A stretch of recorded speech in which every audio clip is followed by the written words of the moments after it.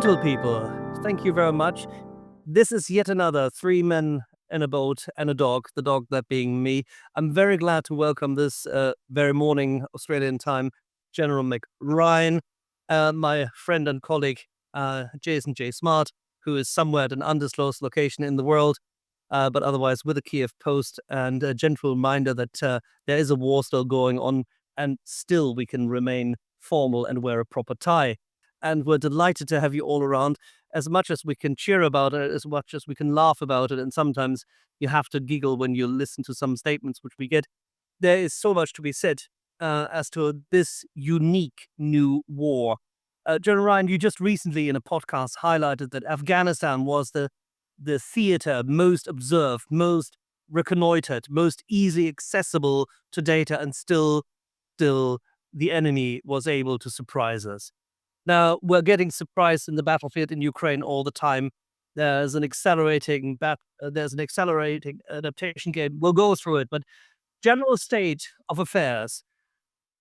We're done with Thursday in Europe. Putin has not appeared in Istanbul. Zelensky has called the bluff, but our American friends still want to negotiate on Friday. What's your view as to the general state of diplomatics? Well, it was a bit of a nothing burger, right? It was a pretty big build-up. There were high expectations, but it's not the first time we've seen that in this war. I think this potentially could be a major mistake by Putin, but Trump just seems to give him more and more rope without ever kind of reeling him in. And I think if you've seen Little Marco's most recent commentary that this will really be up to the US and Russia to solve it, it's indicative of a mindset in the US administration that Ukraine has no agency. Now, we all know that is not true. And that is, frankly, a strategically bad and a morally repulsive kind of mindset and posture. But that seems to be the dominant thinking in this US administration, that Ukraine doesn't matters. All that matters is the Russia relationship. And as we've seen from the presidential tour of the Middle East this week, that's a relationship that's based not on shared values, but on shared profits. Yeah, the interesting thing is that the United States and Russia, prior to the war, didn't share much of profits or investment or any kind of interaction. Yes, our friends from Halliburton were there. Yes, our actually Canadian-French friends of Schlumberger were there, and a couple of deliveries, but there wasn't much of an interaction. The major economic interaction was with Europe, and a growing one with China, which we also now see ongoing. It's unique to me what they think they could be gaining from that. Is there anything which we can see in the strategic environment what the US could actually technically gain from interacting with Russia on that level? Would it be Arctic? Would it be an allocation of spheres? What do you think they are actually about, or is it just a chimera? Well, I think there's the traditional, arms control, nuclear controls, those kind of things. Potentially collaboration on international cybercrime and stuff if you squint really hard. Um, I don't think this is about benefit to Russia and the United States. I think this is benefit to individuals who are involved in the process, as we've seen in Saudi Arabia this week. This is a regime now that is focused on enriching itself, and that's what they're thinking. It's interesting. And I'd love to think it's more than that, but it's impossible to see it any other way now after what we've seen in the last few months.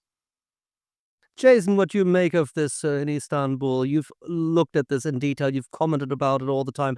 I think we share the same views as General Ryan, but at the same time, what's the Ukrainian perspective today in view of what is supposed to occur tomorrow? Ultimately, Ukraine's objective in this was to demonstrate that it was interested in negotiating to Washington, namely, that it's not on their side to show up. They are interested. They're doing everything they can. They brought the Minister of Defense. They brought Andrei Yermak, who's the head of the presidential administration. The Russians sent 8 officials, none of whom are parity of diplomatic rank with who the Ukrainians sent, nor with whom the Americans sent. So I think there's a secondary insult here as well. And they didn't even send somebody to meet with Marco Rubio, who was his equivalent. That would be Lavrov. They did not send the Minister of Defense. And in fact, the people from the Ministry of Defense that came, one is in charge of things such as frozen conflicts, making those effective. Uh, he worked also in Syria. The other guy who they sent is in charge of cooperation with other countries that are allies of Russia, such as North Korea and Iran. And so on the diplomatic side, the person they sent is also somebody who's actually in charge just of the former Soviet space. So that's also insulting. I mean, they didn't send somebody who's in charge of actual peace treaties. It was just maintaining relationships with the former republics. But the guy who was heading up the negotiations, a part of the Russians, is also interesting. He's a revisionist.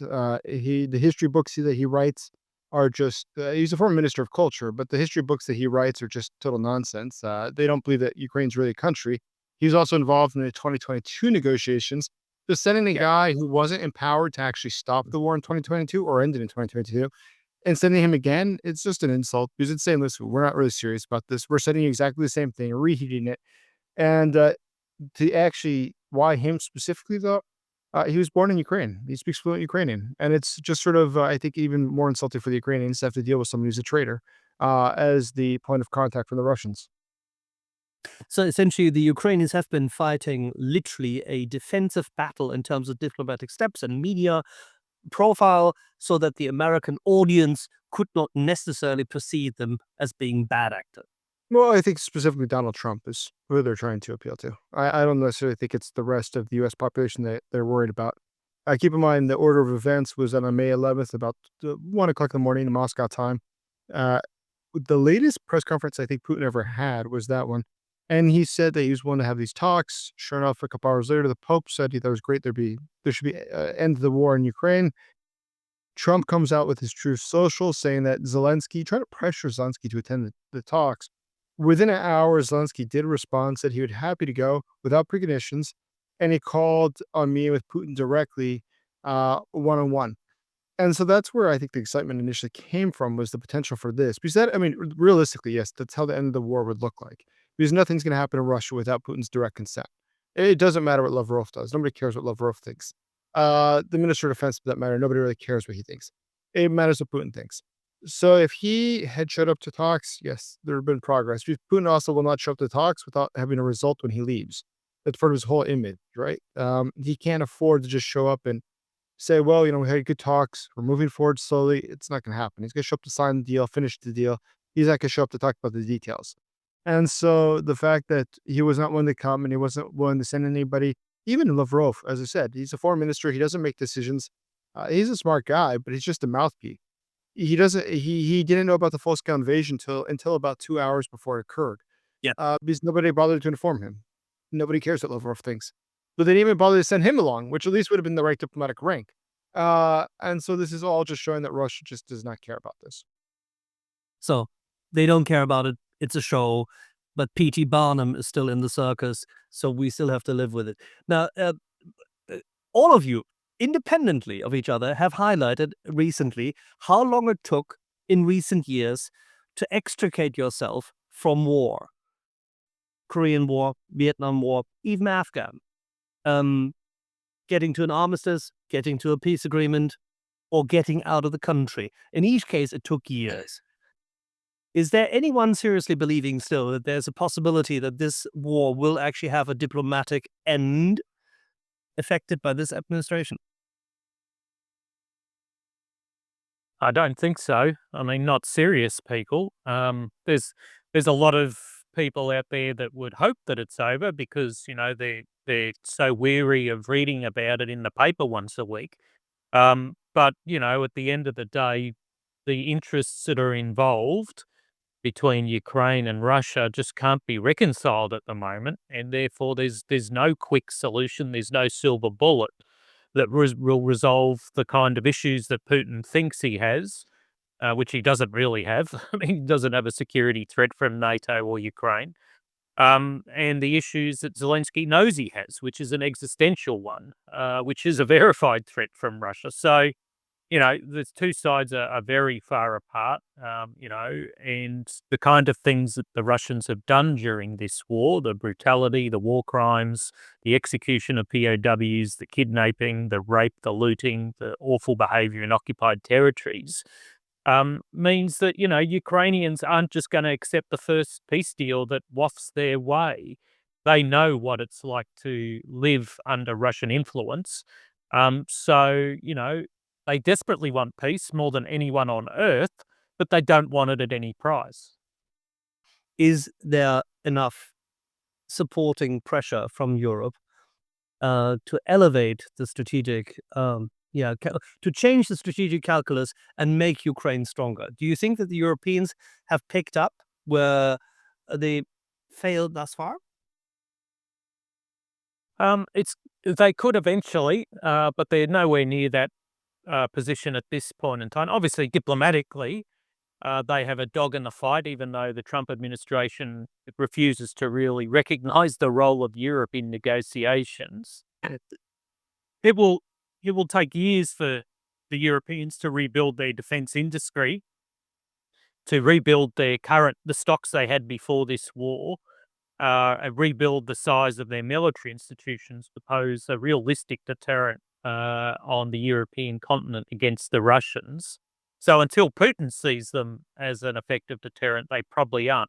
They are saying the right things, but at the end of the day, it's talk is interesting, but action is what really matters. And they're going to have to act, and they're going to have to act with much, much more rapidity than European governments and the EU is used to working at over the last couple of decades. That's not what we're seeing.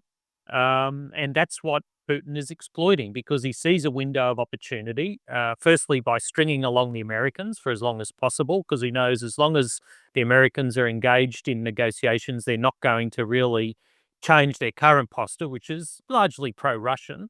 They're not going to put any more bills to Congress for military aid to Ukraine. That's almost unimaginable from this administration. They may sell the Ukrainians military hardware if it's available, but at a standard cost, so they make a profit. Russia thinks it's sitting pretty at the moment, but it has one big problem.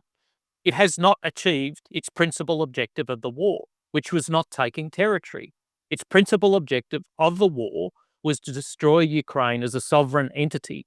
It has not achieved that. And as long as Europe supports Ukraine to do that, Russia cannot achieve that principal objective. Taking bits and pieces of different fields in eastern Ukraine is not going to change that calculus. Yeah. And in that regard, it was actually quite not just courageous, but it was only logical and consequent that President Zelensky yet again highlighted in the last 24 hours, at least twice, that A, Crimea, the annexation, and B, any of the occupied territories, they will never be recognized as Russian. And that in itself should make it clear to the Americans that the calculus has shifted because Europe, at least that they do right. They support Ukraine at this point in time. There's a couple of things which are coming in the summer which will make it difficult, but there is a possibility that the Europeans can ramp up. Now, when ramping up in the past, we would have said they have a few months, they have to build up production and all that kind of jazz, and they have to build the hard equipment.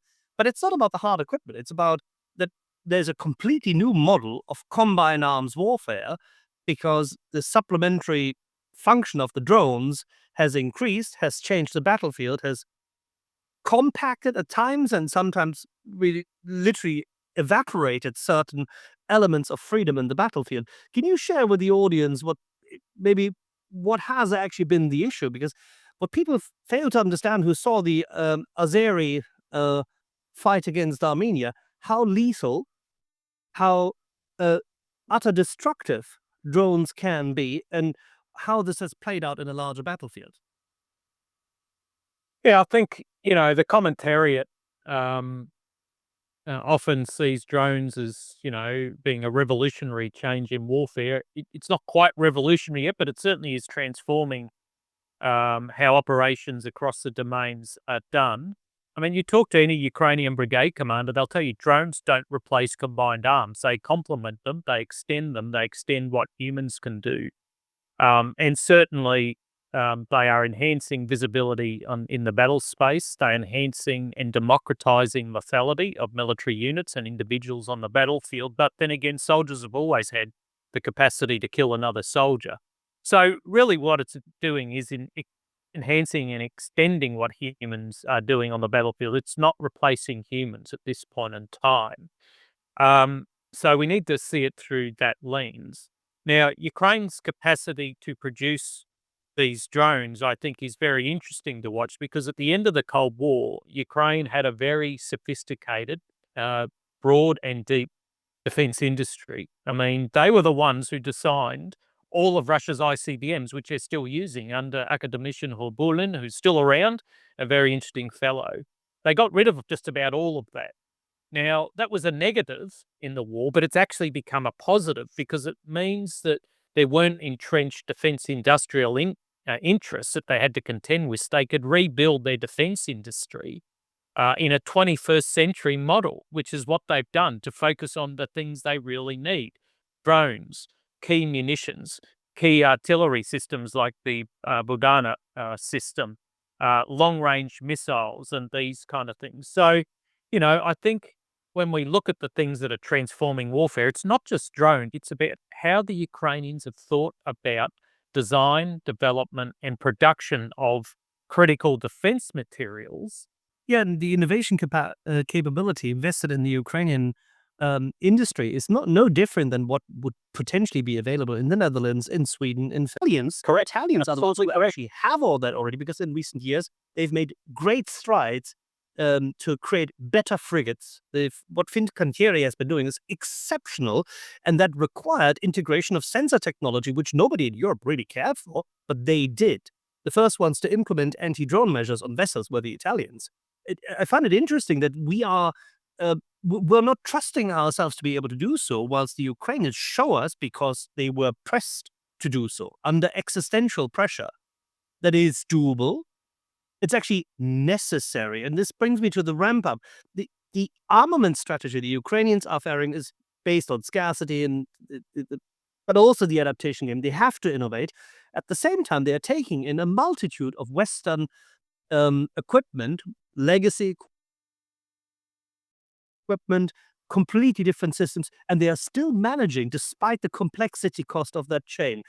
How do you rate their capabilities as an adaptive, integrative force? Because that is unique. No other European army has had that. Yeah, I mean, they can't do it on every capability, obviously. I mean, they're not building their own fighter aircraft or other systems, but they've prioritized what they are designing and developing themselves. And these are the things they think that provide them with a decisive advantage. So it's not just, short range battlefield drones. It's constantly updating their software, sometimes on a nightly basis, but also the development of a new kind of family of mid-range glide, not glide bombs, but cruise missile lights, I guess you'd call it, with a range between 300 and 1,000 kilometers. They're cheaper to build. They're a little bit slower. They have smaller warheads, but they can build them en masse. They're building about 30 or 40,000 this year. So they prioritize those kind of things. Munitions are an important source of advantage. You still got to be able to shoot at the enemy. And remember, in certain weather conditions, only artillery is able to be used, not drones. So, I think they've been very good at focusing on what's needed, what provides the best return on investment. And the existential threat does clarify thinking when it comes to that kind of thing. We lack that kind of risk mindset in most Western countries, including my own. And it's hard to replicate that sense of existential danger in bureaucracies, which are deliberately designed to just go through processes. Bureaucracies aren't actually designed with outcomes in mind. They're designed with standardized processes in mind, and hopefully there might be an outcome as a secondary kind of effect through that mindset, and have a virtual existential mindset in Western nations because we are running out of time. China is going to do something in the next 5 to 10 years. It is probably going to be very troubling for us in the Western Pacific.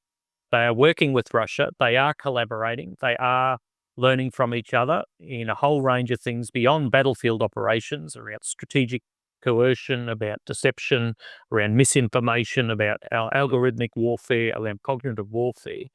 And frankly, I think we're struggling to keep up. So is this the Spanish Civil War equivalent for China? Yeah, but it's been doing that since the Falklands War. I mean, the Chinese have been very good at learning from other people's war. It started with the Falklands, and if you have a look at the Falklands, the scenario, you go, "Wow, there's a lot China might learn," as Argentina in that scenario. The first Gulf War in 1991 was a tremendous shock to the PLA because it looked at itself as basically a 1950s army with minimal impact in the other domains and went, we're not survivable. And really, you can trace all their transformation of the last 30 years back to 1991, although there have been other things that have influenced them along the way. But most recently, their development of joint theatre headquarters, the permanent force assignment rather than temporary force assignments like American COCOMs, the closer integration of the theatre and the strategic assets, the logistics, information, space, rocket forces with Eastern, Southern theatre commands, and the really significant strides that made with cognitive warfare and using neurosciences and group dynamics theory and AI and social media scraping and these kind of things. I mean, the Chinese are extraordinarily sophisticated. They've been learning from us. They've been watching from us. They're now able to do very large scale joint operations at very short notice. And as Commander Indo-PACOM has recently said, and I totally agree, these are not exercise anymore. These are full rehearsals.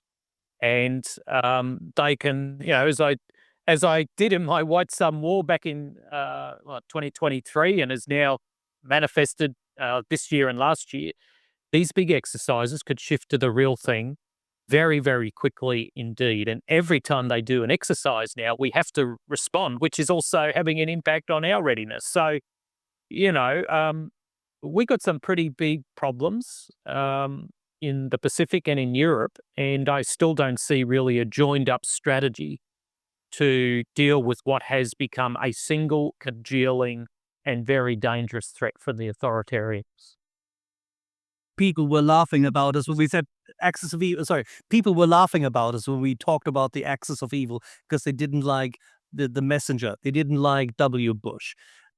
Just because of this. But the axis of evil, what you just said, the congealing forces of totalitarianism, learning from our mistakes, are actually real. But Jason, please. I was just curious, General, what do you think might China do in the next few years, 5 to 10 years that you mentioned, and how do you see that in cooperation with Russia? Yeah, well, I mean, firstly, you already see China and Russia exercising together in the Pacific. You've seen significant naval exercises between them, particularly last year. They've done nearly a dozen joint bomber patrols together. And the thing is, people forget Russia's also a Pacific power. It has been for a very long time. Its submarine fleet in the Pacific is bigger than the combined Japanese-Australian submarine fleet.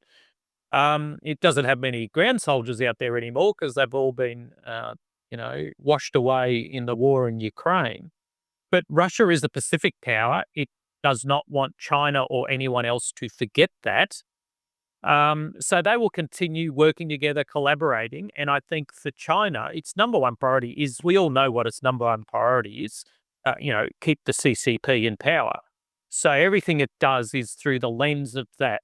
It won't move on Taiwan until it can be assured of success, because failure would be probably an existential crisis for CCP. So, everything in our deterrence mechanism needs to be about, you can't succeed and this will be a threat to the CCP.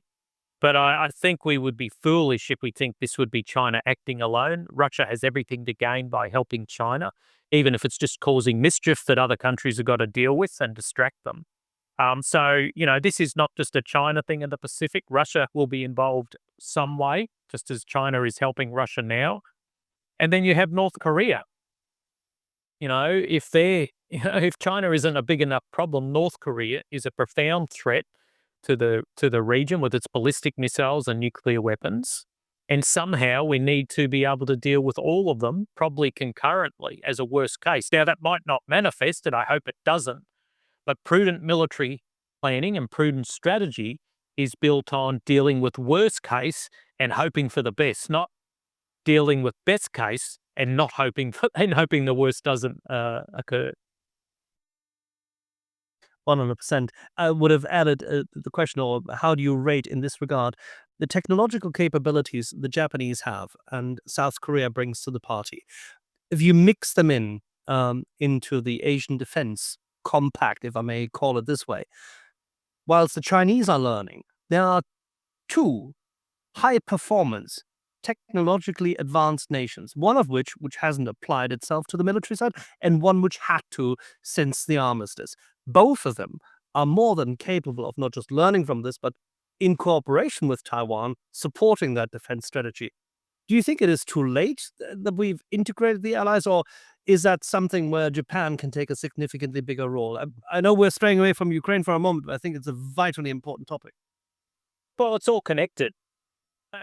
It's like if you ever go to physiotherapy, they'll tell you it's not just that muscle. Everything's connected in the body, and the global system's not dissimilar. I mean, Japan and Korea are very different in some respects. They, obviously have different cultures. They have a history of enmity, not friendship, unfortunately. They're working on that, but that is an obstacle. Japan is a treaty ally of the United States. It has strong, almost alliance relationships with Australia. It has a very strong technological base that's probably only second or third to the United States and maybe China.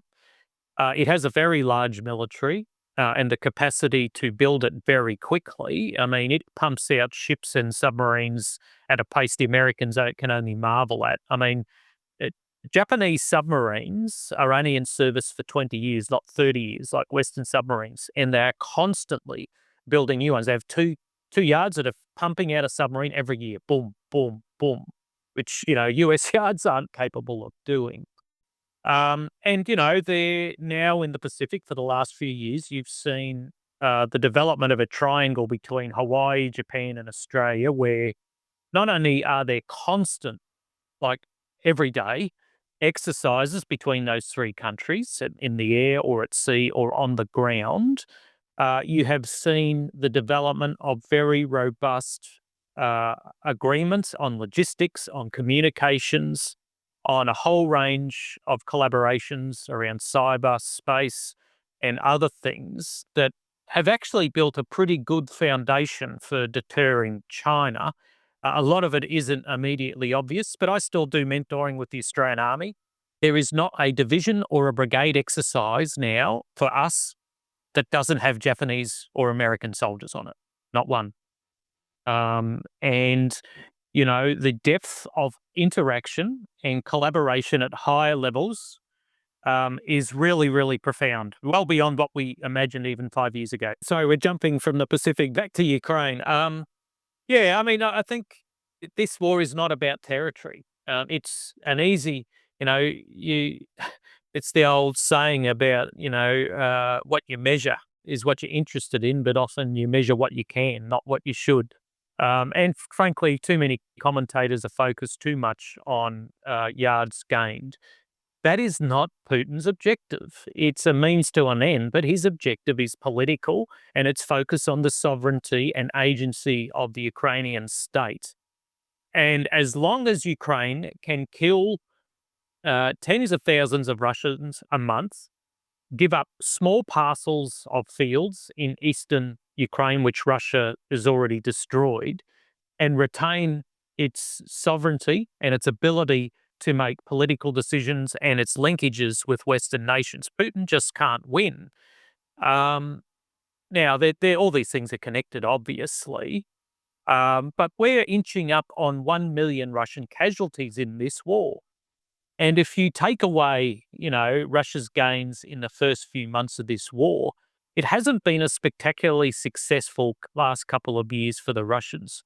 They've certainly done a great job with their propaganda, and that is a real problem in Western Europe and America in particular. They've been able to turn small territorial gains into massive information and misinformation gains in the West and amongst certain political classes. But at the end of the day, Putin has failed in his maximalist objectives for Ukraine, and it's hard to see now how he might, achieve that. Yeah, Jason has been highlighting this many, many times in public and in writing in that regard, which brings me now to the next major topic, and that is what you've described as the adaptation game. And we talked about this a couple of times in the past format on Twitter as well, that the learning in active warfare has always been the most important feature of trying to achieve a victory if you were in a peer-to-peer conflict. You had to learn, you had to adapt, you had to assess your enemy, come up with new technology, new approaches to actually create momentum, use mass, overwhelm the other side, and find a way to destroy your enemy. If we compare what we've had in the past and see now, these cycles have geometrically accelerated. The adaptation we're seeing, you gave a few examples recently as to drone, anti-drone developments, but also then the resulting effects on the infanteers, sensor use, EW. This is tremendous. I have no idea how the Western armies would wish to be able to actually learn this as quickly as both the Ukrainians and unfortunately also the Russians know it.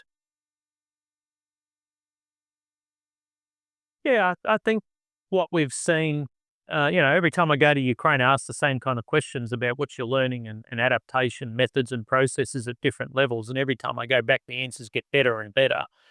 Um, there's too many examples to go through here, but we have seen a learning and adaptation war between Ukraine and Russia. We have seen it manifest at the tactical, operational, and strategic levels and at the political levels. We have seen it speed up.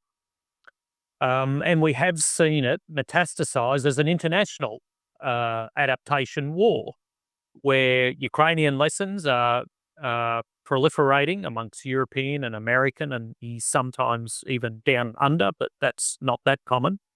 And you're seeing Russian lessons and its approaches metastasizing alongside into North Korea and China in particular, but also Iran with how it does strikes against Israel. I've just finished some work. It should be published soon, I hope. That's proposing this adaptation more might be a RMA. I think it's so profound because it has such a big impact on how modern war is fought that it could be a 21st century revolution in military affairs, at least as important as drones. But it touches everything. Everything is touched by this speeding up, this accelerating learning and adaptation battle. And it's something that too few people have studied. I mean, it's just amazing the impact it has and how little people pay attention to it. And it doesn't transpire much into the West, as it seems to me. Of course, Western armies are also very small. There's very few liaison officers. If I speak to my German colleagues, General Freuding and his staff, that's all in total 45 men and women who've been traveling to Ukraine back and forth. The Americans have, had SAGU, but they still have them there, and many other people. We could count all those together. If there's more than 10,000 people involved from the Western side in that regard, that would be saying a lot. Now, they cannot take in all the small headquarters and small high-quality teams because sometimes our problem is just throwing too many people at problems and you reduce the average quality and slow it down too much. So small teams of high-quality officers like those, whether it's SAGU or German Army, and these are small teams of high-quality individuals, can make a profound difference on institutions. So we shouldn't denigrate that approach too much. It's about how we use what they produce and get it out and ensure it is influential at the right levels and in the right countries. That's the real problem we have, I think. Well, when you talk about this, how is we'll talk again about how to actually make a move. Because it seems at the moment that the front lines have been also stabilized a lot because of this drone, counter-drone, the fact that vehicles can't transport, you can't concentrate, troops cannot move with IFVs and, say, under artillery cover and move in the good old days with tanks. The new way of war has changed, and it seems none of those two sides have found a way to penetrate the lines and blast through again. Since the Kharkiv offensive, and maybe a few areas around the Kherson approach, very little actually has occurred on the Ukrainian side to give rise to optimism for that. How would you see that they could do this? What would be the conditions? What would be the ideas as to how to move this forward? What do you think?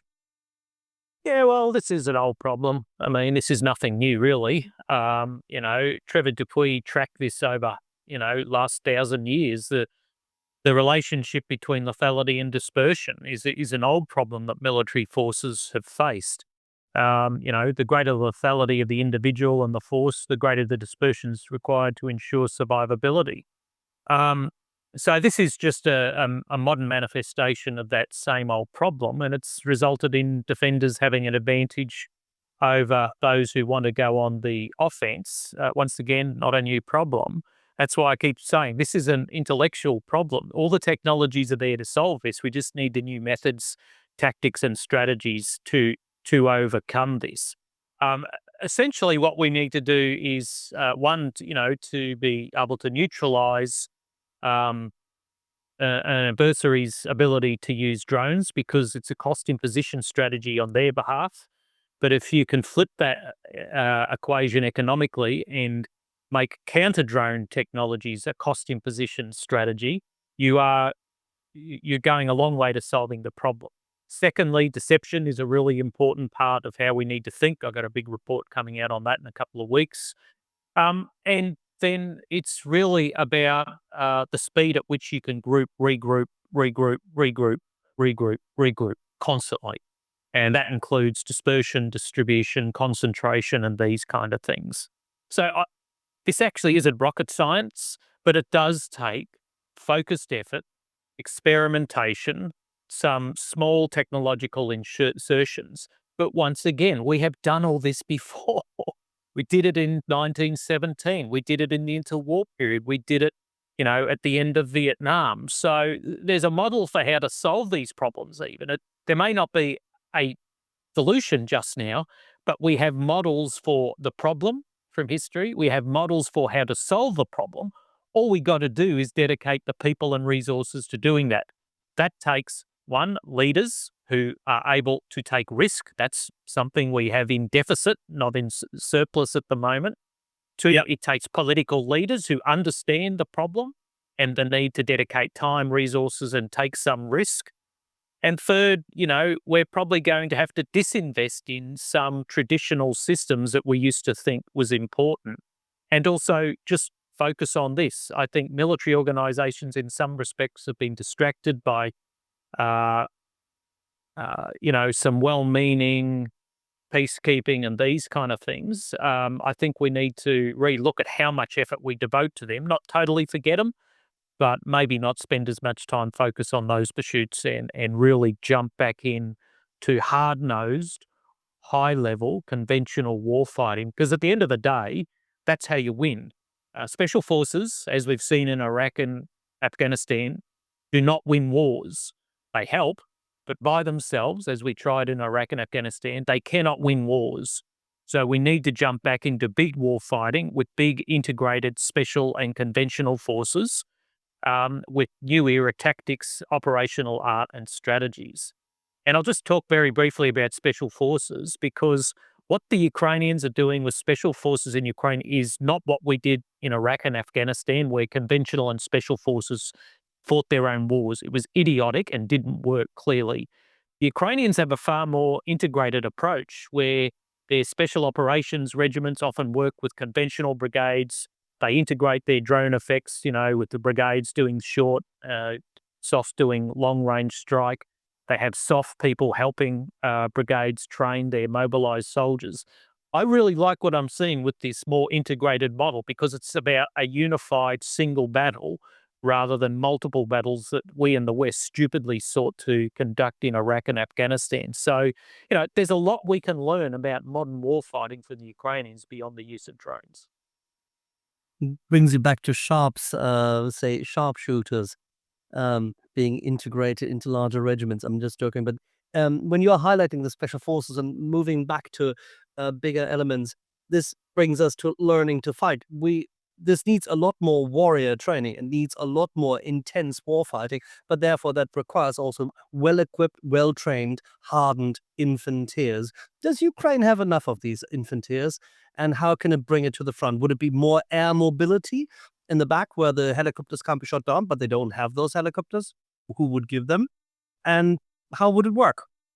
Well, the two things armies never have enough of is infantry and ammunition.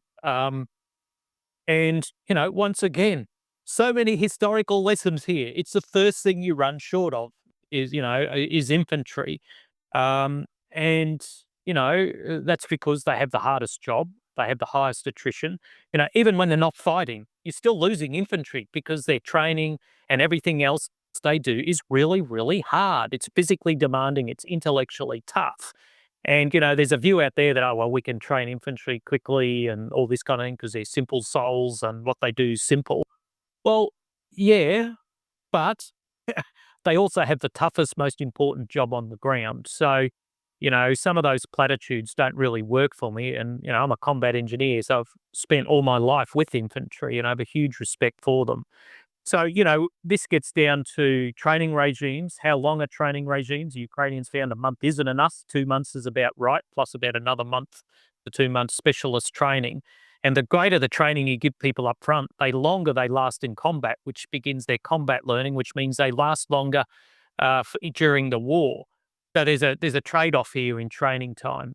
Leadership is another key element. And, we started talking about this, but, the quality of leadership from squad up to brigade level is extraordinarily important. You cannot underdo this. You cannot overlook it. You cannot shortchange your identification, your training, and your mentoring and your nurturing of leaders at all level, because we know once again from Ukraine and every other war in history that good leadership makes a profound impact.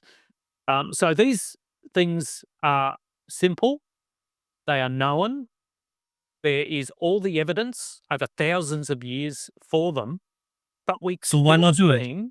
we Why still not do seem it? to want to focus on every other thing except the simple but tough things in war. And, that's one of the lessons from Ukraine is focus on the basics, brilliant at the basics, fight as a team, see the bigger picture. If you do those three things, they scale from squad to national level. Ukraine lacks exactly those young, more athletic souls in large numbers. And they haven't trained up many of their 18 to 25-year-olds. They haven't made it mandatory. And it's a yes or no question. And we can start from there afterwards, because I don't really care about the ranks and about whatever kind of population or fertility rates. It doesn't matter.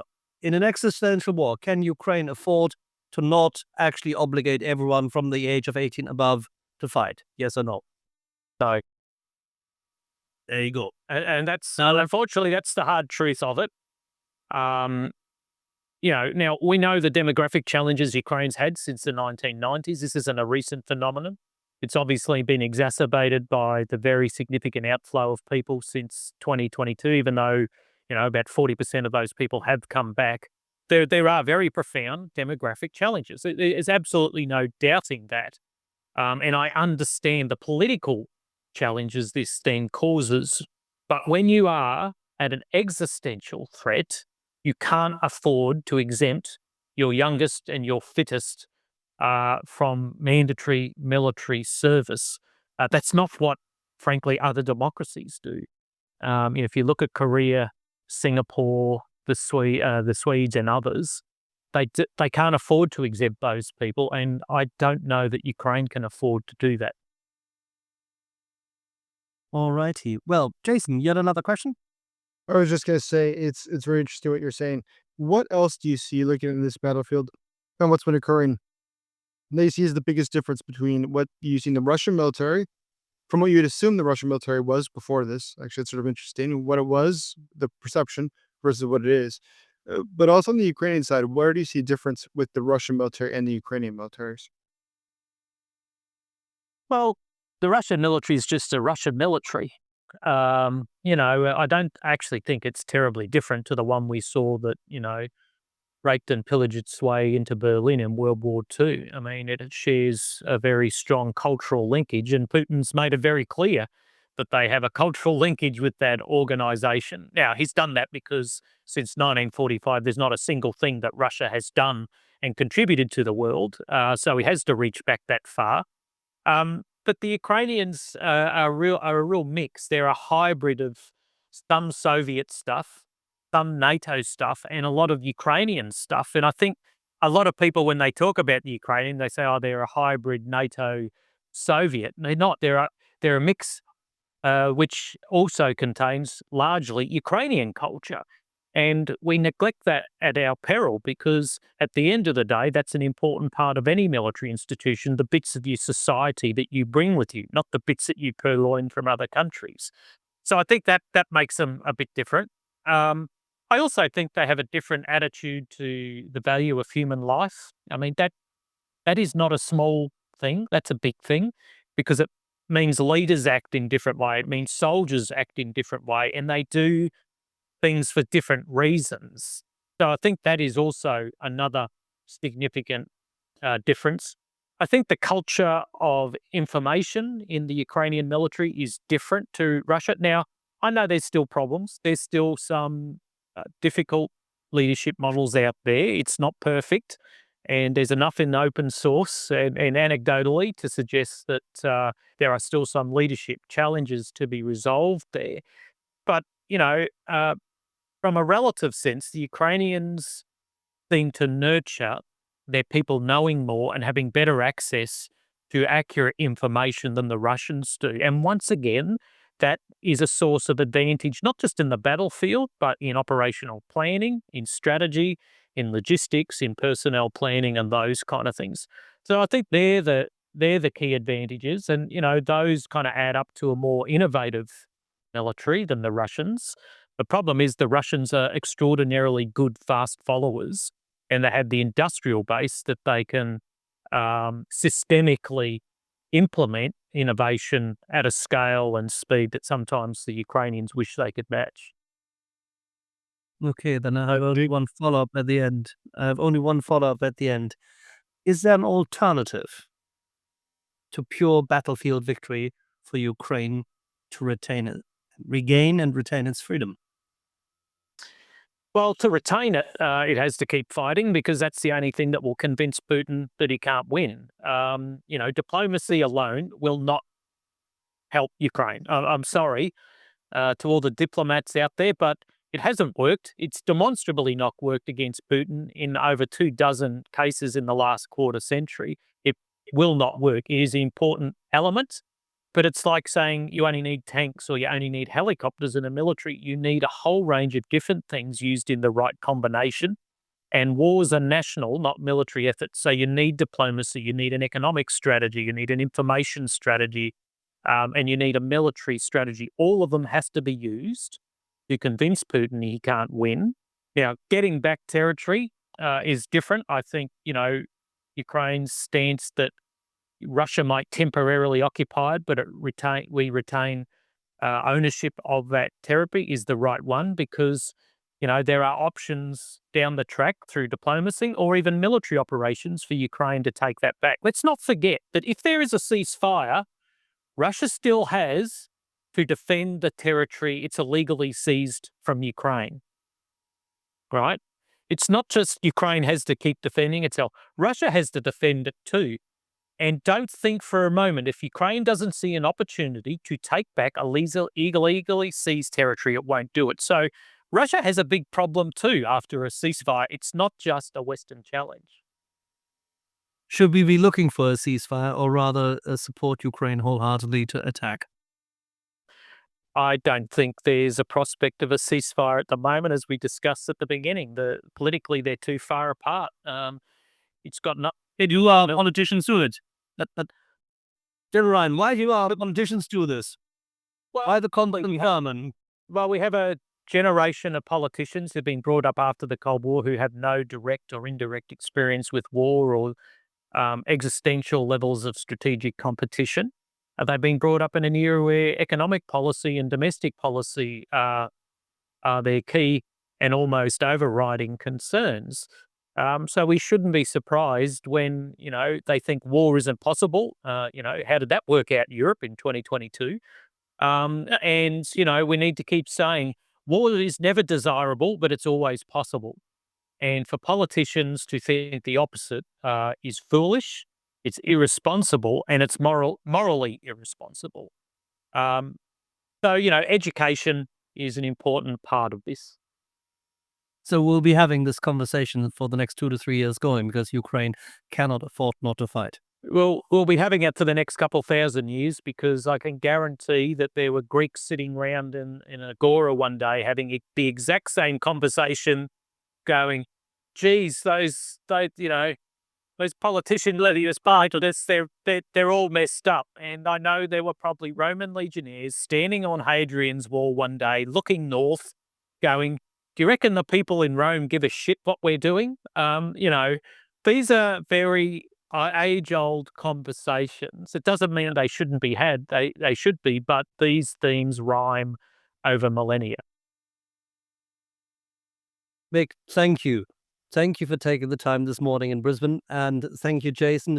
It was very, very helpful today. I think the audience will like it. And I would love to come back if you have time sometime in the next few weeks or so that we can talk about more strategies for victory. Thank you, General. It's great to talk to you all. Thank you. Thank you. Take care. Thank you. Thank you very much. Bye-bye.